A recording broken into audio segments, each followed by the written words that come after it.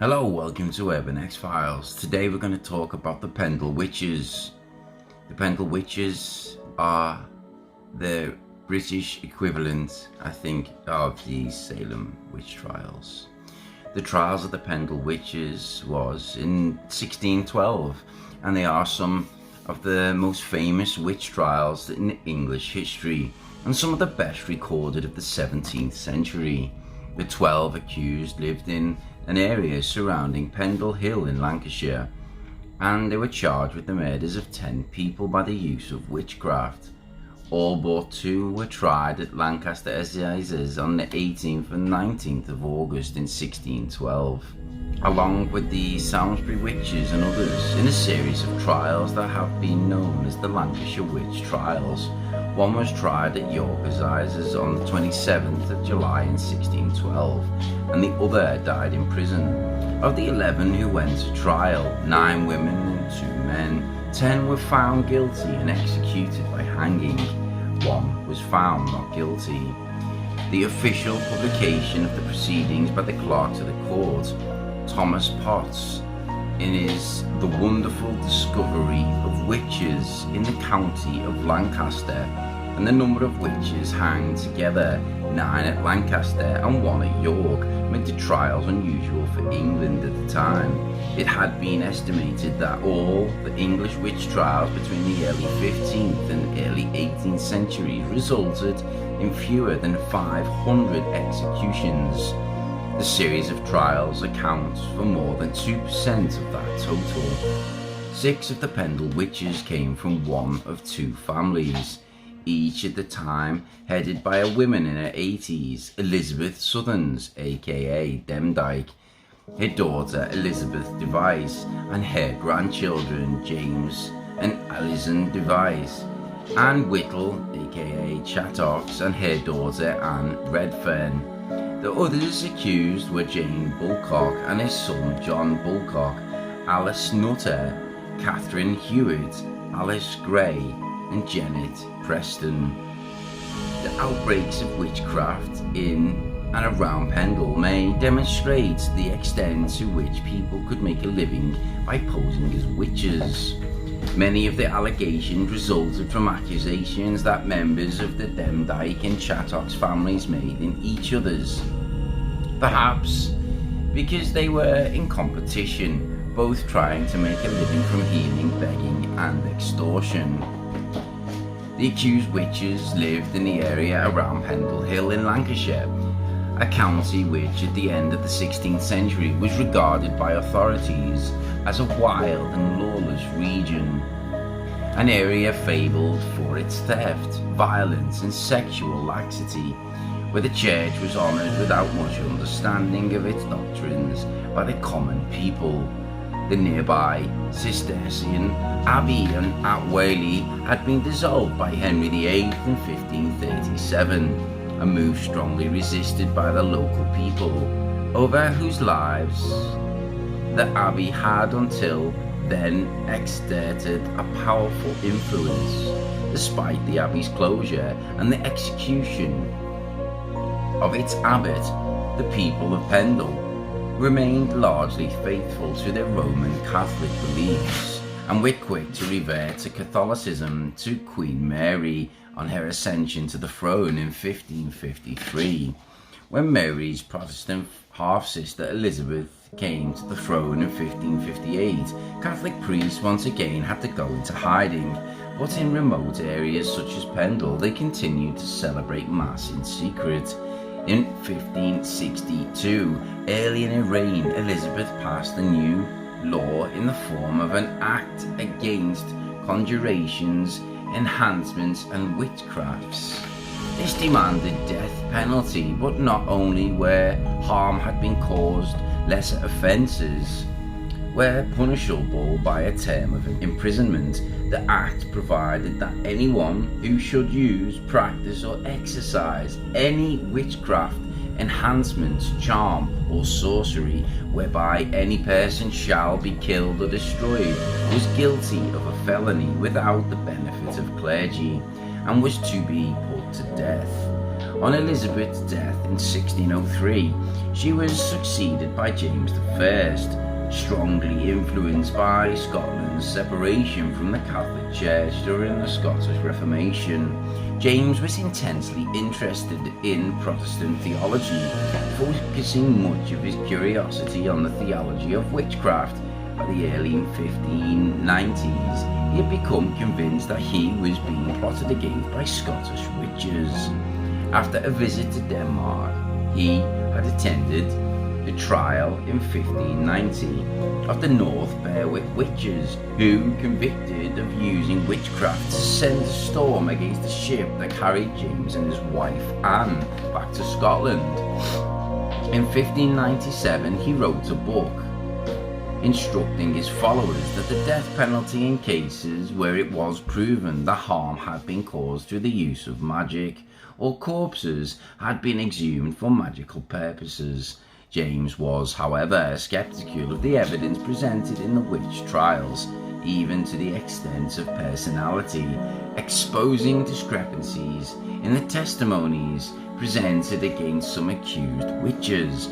In early 1612, the year of the trials, every justice of the peace in Lancashire was ordered to compile a list of reconsents in the area, i.e.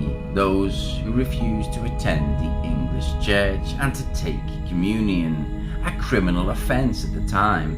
Roger Nowell of Reed Hall, on the edge of Pendle Forest, was the JP for Pendle. It was against this background of seeking out religious nonconformists that, in March 1612, Noel investigated a complaint made to him by the family of John Law, a peddler who claimed to have been injured by witchcraft. Many of those subsequently became implicated as the investigation progressed did indeed consider themselves to be witches, in the sense of being village healers who practiced magic, probably in return for payment, but such men and women were common in the 16th rural England and accepted part of the village life. It was perhaps difficult for judges charged with hearing the trials, Sir James Altham and Sir Edward Bromley, to understand King James's attitude towards witchcraft. The king was head of the judiciary, and Bromley was hoping for promotion to a circuit nearer London. Altham was nearing the end of his judicial career, but he had recently been accused of a miscarriage of justice at the York Assizes, which had resulted in a woman being sentenced to death by hanging for witchcraft. The judges may have been uncertain whether the best way to gain the king's favour was encouraging convictions, or by skeptically testing the witnesses to destruction. On the events leading up to the trials, one accused, Demdike, had been regarded in the area as a witch for 50 years, and some of the deaths the witches were accused of had happened many years before Roger Nowell stated to take an interest in 1612. The event that seems to have triggered Nowell's investigation, culminating in the Pendle Witch Trials, occurred on the 21st of March 1612. On her way to Trawden Forest, Demdike's granddaughter, Alison Device, encountered John Law, a peddler from Halifax, and asked him for some pins. 17th century metal pins were handmade and relatively expensive, but they were frequently needed for magical purposes, such as in healing, particularly for treating warts, divination, and for love magic, which may have been why Alison was so keen to get hold of them and why Law was so reluctant to sell them to her.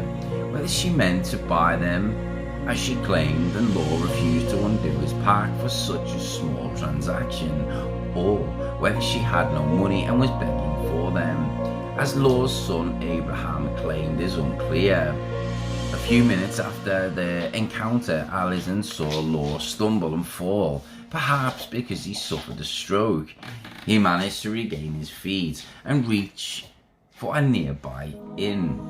Initially, Law made no accusations against Alison, but she appears to have been convinced of her own powers, where Abraham Law took her to visit his father a few days after the incident. She reportedly confessed and asked for forgiveness.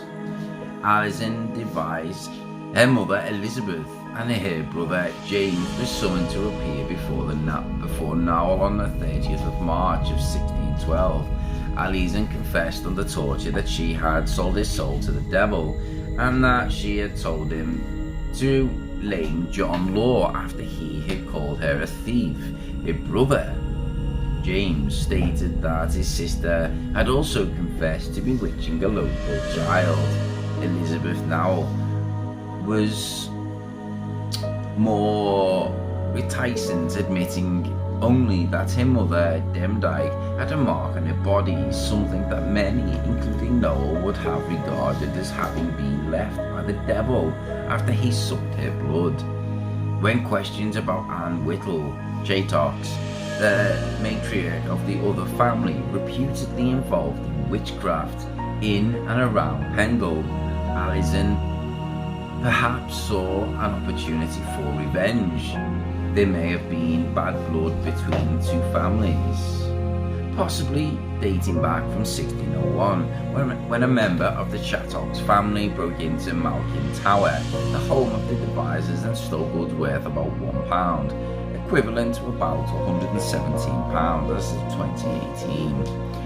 Alison accused Chatox of murdering 4 men by witchcraft and of killing her father, John Device, who had died in 1601. She claimed that her father had been so frightened of the old Chatox that he had agreed to give her £8, 3.6 kilograms of oatmeal each year in return for her promise not to hurt his family. The meal was handed over annually until the year before John's death. On his deathbed, John claimed that his sickness had been caused by the Chatox curse because they had not paid for protection. On the 2nd of April in 1612, Demdike Chatox and Chatox's daughter, Anne Redfern, were summoned to appear before Noel. Both Demdike and Chatox were by then blind and in their 80s, and both provided Noel with damaging confessions. Demdike claimed that she had given her soul to the devil 20 years previously, and although Chatox that she had given her soul to a thing like Christian man on his promise that she would not lack anything and would get any revenge she desired. Although Anne Redfern made no confession, Demdike said that she had seen her making clay figures. Margaret Krug, another witness seen by Nowell that day, claimed that her brother had fallen sick and died after having a disagreement with Redfern, and that he had frequently blamed her for his illness.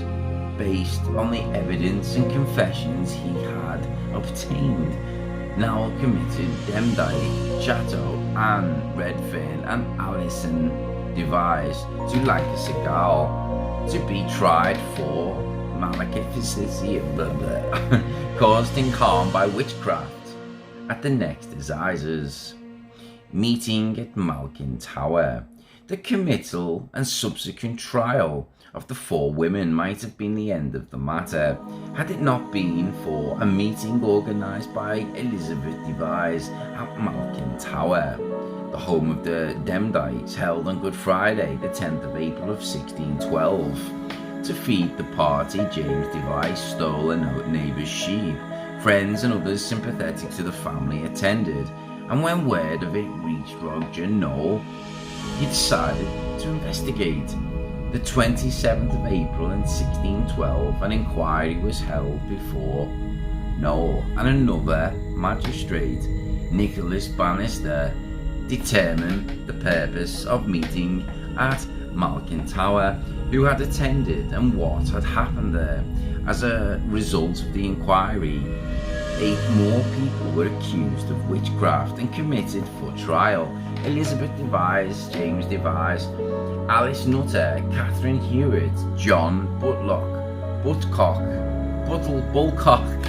Jane Bulcock, Alice Gray, and Jenna Preston. Preston lived across the border in Yorkshire, so she was sent for trial at York Assizes. The others were sent to Lancaster Gaol to join the 4 already imprisoned there. Malkin Tower is believed to have been near the village of Newchurch in Pendle, or possibly Blacko, on the site of present-day Malkin Tower Farm, and to have been demolished soon after the trials. The Pendle Witches were tried in a group that also included the Samlesbury Witches, Jane Southworth, Jeanette Briley, and Ellen Briley.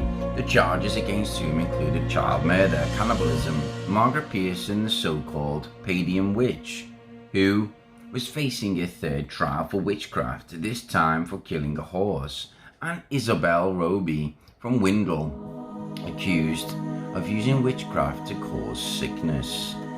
Some of the accused Pendle Witches, such as Alison Device, seem to have genuinely believed in their guilt, but others protested their innocence to the end. York Assizes, 27th of July 1612. Jenna Preston lived in Gisborne, which was then in Yorkshire, so she was sent to York Assizes for trial. Her judges were Sir James Altham and Sir Edward Bromley. Jeanette was charged with murder by witchcraft of a local landowner, Thomas Lister of Westby Hall, to which she pleaded not guilty. She had already appeared before Bromley in 1611, accused of murdering a child by witchcraft, but had been found not guilty. The most damning evidence given against her was that when she had been taken to see Lister's body, the corpse bled fresh blood presently, in the presence of all that were there present after she touched it.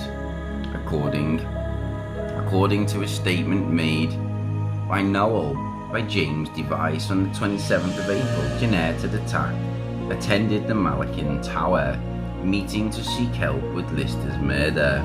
She was found guilty and sentenced to death by hanging. Her execution took place on the 29th of July on the Knavesmire, the President's site of the York Racecourse. Lancaster Assizes, 18th and 19th of August 1612. All the other accused lived in Lancashire, so they were tried at Lancaster Assizes for trial, where the judges were once again Altham and Bromley. The prosecutor was a local magistrate, Roger Noel, who had been reasonable for collecting the various statements and confessions from the accused.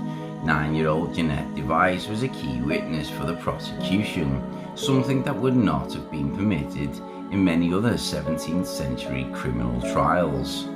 However, King James had made a case for suspending the normal rules of evidence for witchcraft trials in his demonologue, as well as identifying those who had attended the Malkin Tower meeting.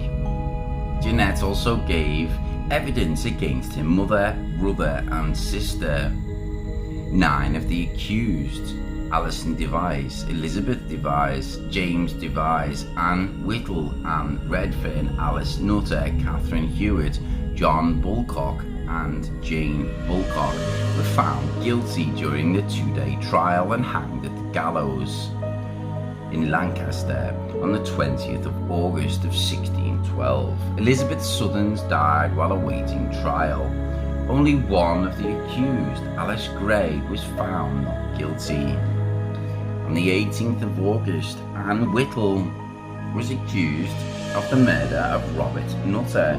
She pleaded not guilty, but the confession she'd made to Roger Noel, likely under torture, was read out in court, and evidence against her was presented by James Robinson, who had lived in the Shattock family for 20 years earlier. He claimed to remember that Nutter had accused Shattock of turning his beer sour, and that she was commonly believed to be a witch.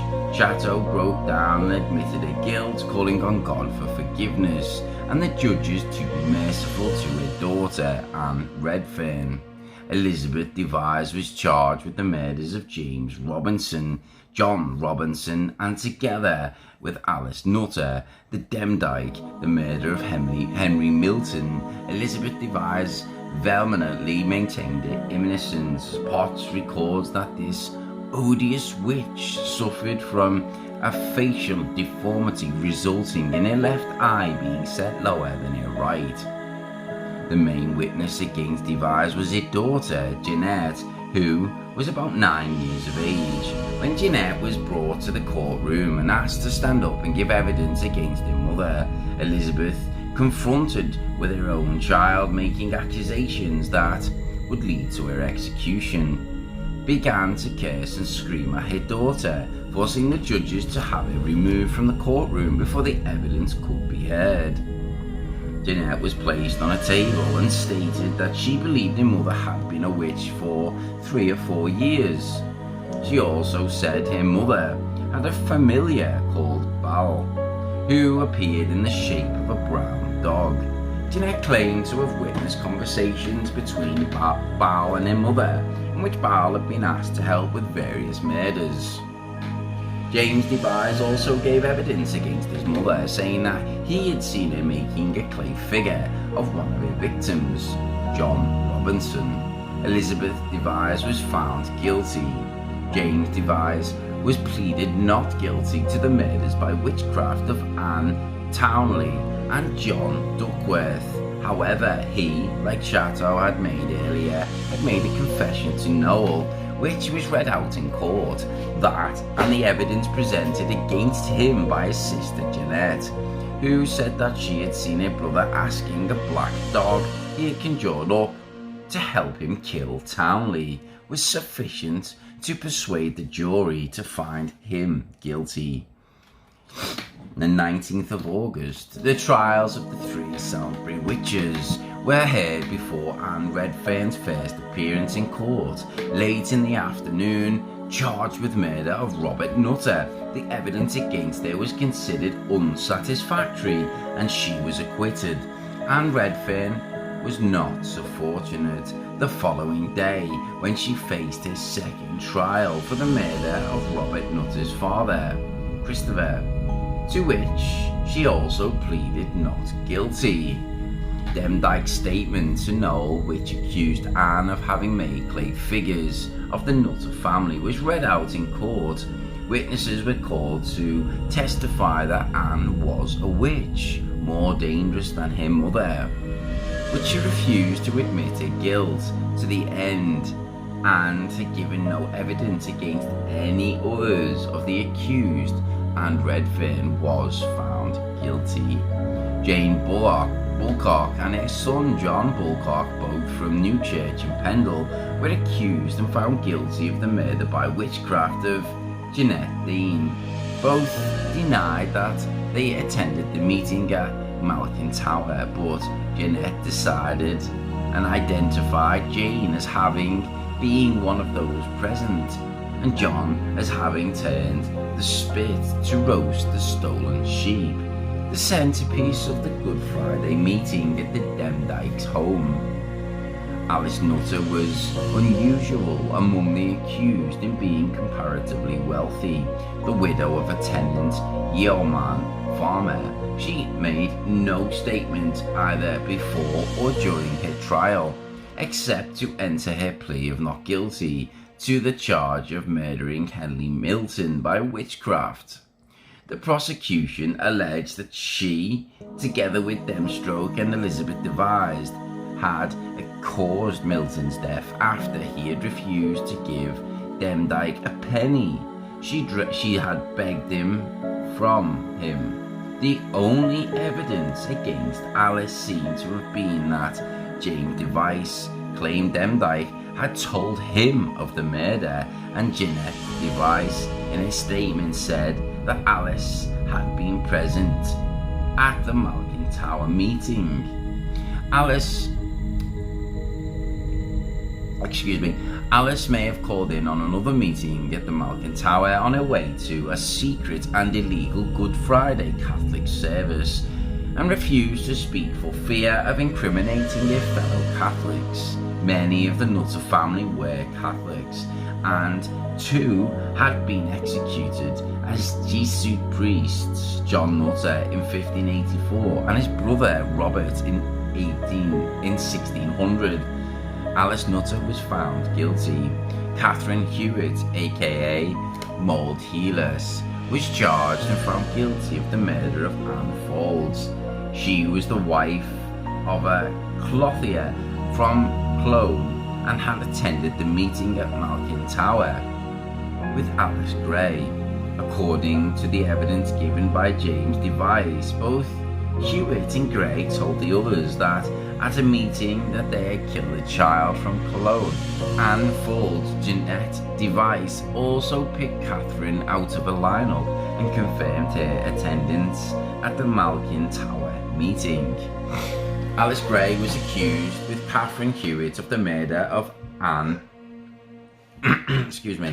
Anne Folds. Potts does not provide an account of Alice Gray's trial, simply recording her as one of the Samlesbury witches, which she was not, as she was one of those identified as having been at the Malkin Tower meeting, and naming her in the list of those found not guilty. Alison Device, whose encounter with John Law had triggered the events leading up to the trials, was charged with causing harm by witchcraft. Uniquely among the accused, Alison was confronted in court by alleged victim John Law. She seems to have genuinely believed in her own guilt. When Law was brought into court, Alison fell onto her knees in tears and confessed. She was found guilty. The wonderful discovery of witches in the county of Lancaster. Almost everything that is known about the trials comes from a report of the proceedings written by Thomas Potts, the clerk of Lancaster Assizes.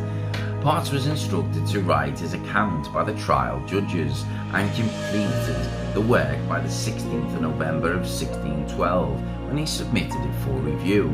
Bromley revised and corrected the manuscript before its publication in 1613, declaring it to be truly reported and fit and worthy to be published. Although written as an apparent verbatim account, the wonderful discovery is not a report of what was actually said at the trial, but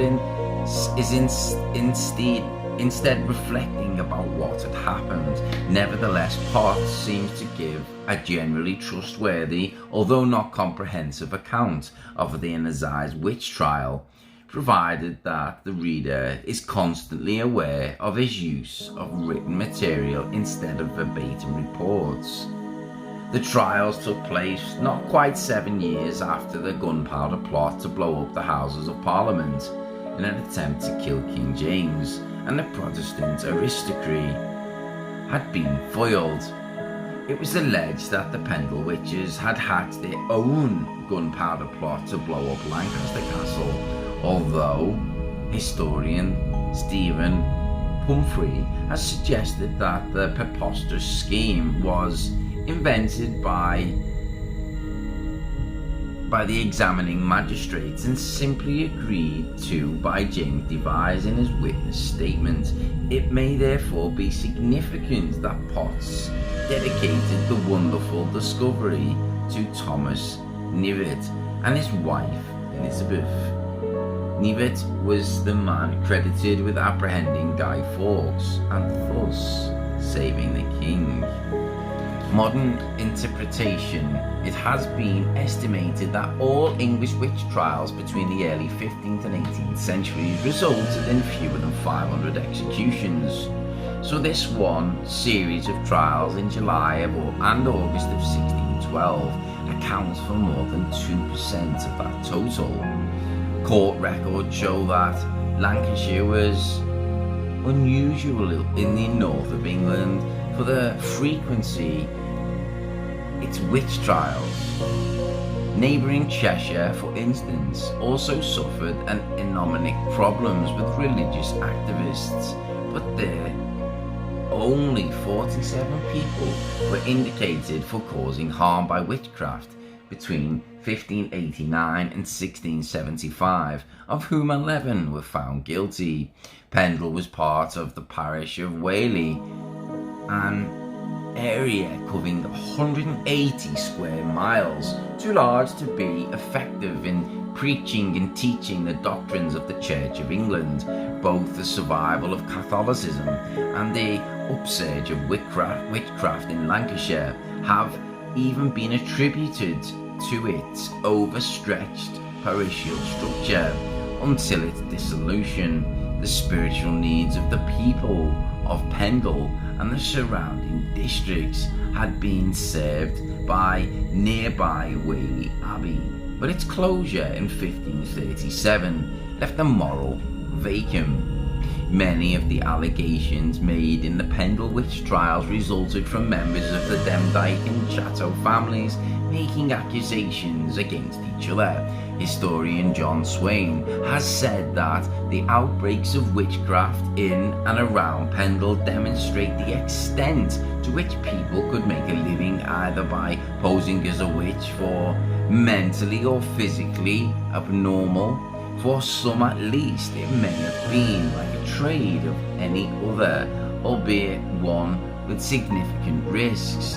There may have been bad blood between the Demdike and the Chatto families because they were in competition with each other, trying to make a living from healing, begging and extortion.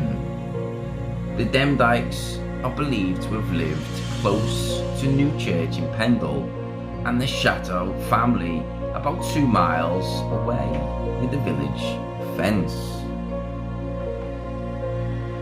Altham continued with his judicial career until his death in 1617, and Bromley achieved his desired promotion to the Midlands Circuit in 1616. Potts was given the keepership of the Skelm Park by James in 1615 to breed and train the king's hounds. In 1618, he was given responsibility for collecting the forfeitures on law concerning sewers for 21 years, having played a part in the deaths of her mother, brother and sister. Jeanette Device may eventually have found herself accused of witchcraft. A woman with that name was listed in a group of 20 tried at Lancaster Assizes on the 24th of March in 1634. Although it cannot be certain that this is the same Jeanette Device, the charge against her was the murder of Isabel Nutter, William Nutter's wife. In that series of trials, the chief prosecution witness was a 10-year-old boy named Edmund Robinson. All but one of the accused were found guilty, but the judges refused to pass death sentences, deciding instead to refer the case to the King, Charles I. Under cross-examination in London, Robinson admitted that he had fabricated his evidence, but even though 4 of the accused were eventually pardoned, they all remained incarcerated in Lancaster Gaol, where it is likely that they died. After an official record dated 22nd of August 1636 lists Jeanette Device as one of those still held in the prison. These later Lancashire Witch Trials were the subject of a contemporary play written by Thomas Heywood and Richard Brougham, The Late Lancashire Witches. In modern times, the witches have become the inspiration for Pendle's tourism and heritage industries, with local shops selling a variety of witch motifs gifts. Burnley's Morehouses produces a beer called Pendle Witches Brew, and there is a Pendle Witch Trail running from Pendle Heritage Centre to Lancaster Castle, where on it, named after the witches in the trial.